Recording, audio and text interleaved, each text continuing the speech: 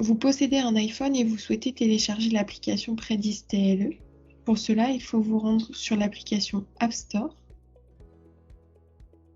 taper Predis TLE. C'est la première application qui sort et vous pouvez ainsi la télécharger. Une fois téléchargée, elle sera ouverte sur votre écran d'accueil et vous pourrez procéder à votre connexion. Du coup, je me connecte sur l'application Predis TLE. Je viens rentrer mon identifiant. Donc, pour rappel, il est sous le format prénom.nom. Le mot de passe est un mot de passe complexe. Il doit comporter une majuscule, un chiffre, un caractère spécifique et au minimum 8 lettres. Et enfin, le code PIN, c'est un code à 4 chiffres. Il vous est libre de choix. Vous pouvez mettre celui que vous souhaitez. Ce sera le code PIN qui vous sera demandé à chaque connexion et non plus le mot de passe complet. Sur votre téléphone, vous avez la possibilité de vous connecter via le Face ID, c'est-à-dire la reconnaissance faciale, ou le Touch ID, c'est-à-dire la reconnaissance par empreinte. Lorsque vous vous êtes déjà connecté une première fois, l'application peut vous proposer ce type de connexion. Pour cela, il vous suffit de poser votre empreinte sur le lecteur et vous vous connecterez directement. Pas besoin de saisir le mot de passe, pas besoin de saisir le code PIN.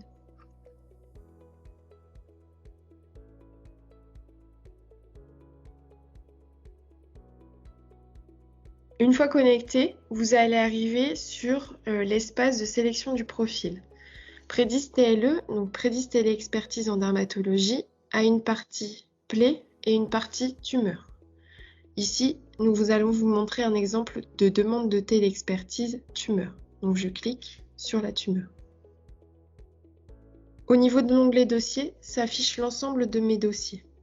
Pour créer une nouvelle demande de téléexpertise, je viens cliquer sur le bouton en bas de l'écran. J'arrive donc au niveau de la création d'identité. Je viens saisir le nom de mon patient, son prénom, puis je le recherche. Si mon patient a déjà été créé sur l'application, je peux sélectionner automatiquement sa fiche. Là, nous sommes dans le cas où est-ce qu'il faut que je crée mon patient. Donc, ma patiente s'appelle Audrey Charlet.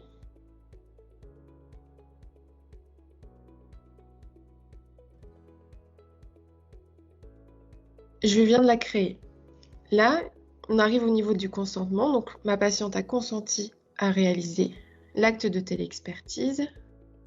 Et je viens sélectionner le destinataire de ma demande de téléexpertise. Vous avez eu, de la part de l'URPS, une liste de dermatologues faisant partie de l'application. Si vous ne possédez pas cette liste, vous pouvez tout à fait contacter Audrey Charlet au niveau de l'URPS. Elle vous la retransmettra par mail. Donc pour choisir un dermatologue, je viens saisir les 3 premières lettres de son nom de famille, cliquer sur l'onglet Rechercher, l'ensemble des dermatologues va alors ressortir. Je viens sélectionner celui avec lequel je souhaite travailler. Il faut cliquer sur l'étoile jaune en face du nom. Cela vous évitera de refaire la recherche à chaque téléexpertise. Il s'affiche alors sous l'onglet Sélection en bas de l'écran et je peux ainsi cliquer sur Terminer.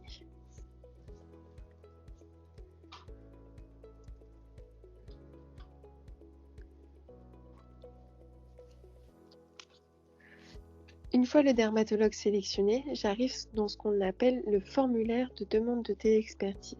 Donc, dans ce formulaire, je peux voir en premier le rappel de l'identité de mon patient, donc aussi Audrey Charlet, le fait qu'il ait consenti à l'acte de téléexpertise, oui, puis la question contexte. Cette dernière question est une question obligatoire qui vous permet d'accéder à la suite du formulaire. Donc ici, je suis dans le cadre d'une activité libérale. Je viens cliquer sur Activité libérale. Pour accéder à la seconde page, il faut alors que je clique sur la flèche en bas à droite de mon écran. Cette deuxième page vous permet de renseigner les données médicales en lien avec la demande de téléexpertise. Le contexte, la localisation, s'il y a eu des antécédents de tumeur et s'il y a des traitements qui sont en cours. Une fois ces champs renseignés, vous pouvez alors prendre une photo si votre patient est encore avec vous, l'ajouter au dossier. Sinon, vous avez la possibilité d'ajouter des photos depuis votre galerie photo en cliquant sur le bouton Action. Un pop-up va alors s'afficher et vous pouvez cliquer sur Ajouter photo à partir de la galerie. Une fois les photos ajoutées, vous pouvez envoyer la demande. Vous pouvez alors cliquer sur Envoyer la demande. On va alors vous demander si vous souhaitez signer ce formulaire. Donc oui. Le formulaire est alors envoyé à l'expert. Il est passé du statut préparation du dossier à expertiser.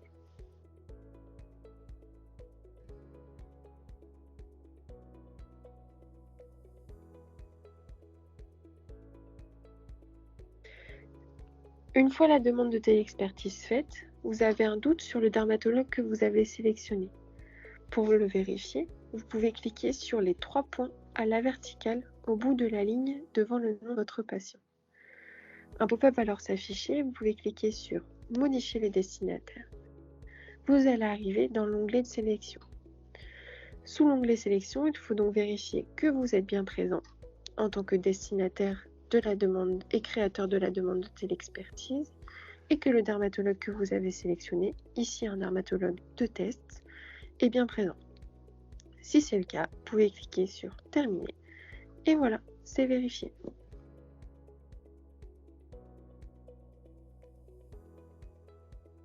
Vous n'avez pas eu le temps d'ajouter les photos ou vous n'avez pas eu la possibilité d'ajouter des photos lors de votre demande de téléexpertise. Pour cela, vous pouvez cliquer sur le dossier et l'ajouter directement en cliquant sur le petit plus en bas à droite de votre écran.